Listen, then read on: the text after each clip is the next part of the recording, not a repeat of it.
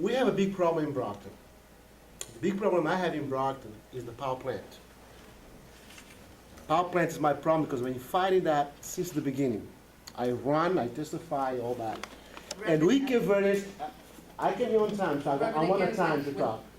The Caverian has not been involved in this process because the language understand the consequence later on is going to have their children. So I'm scared to hear there are 4 candidates for mayoral. What are we going to do for the next step with the power plant?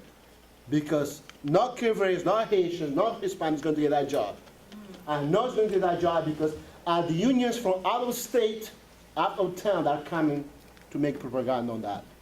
Especially Mr. Carpenter, you have to be honest with the Caverian community when you go to talk to them because, well, I'll be honest. I haven't had one Cape Verdean family yet ask me about the electric plant. I was the first and only elected official or political figure to oppose that power plant for months and months and months before others joined on that team. I'll tell you why I oppose it. There are some key components as it relates to the Cape Verdean community.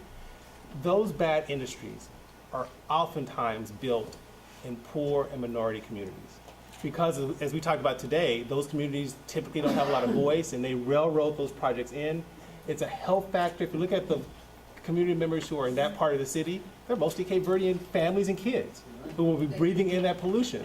And that kind of project just doesn't fall from the sky. There are very powerful people in this city who are going to make millions of dollars if that project is built. They're not interested in your health or my health. They're interested in making tons of money. Some of the things that I've done as a city councilman, I'm opposed to the power plant, 100% opposed to that power plant. I picked up the phone, I called Governor Patrick, he took my call, explained it.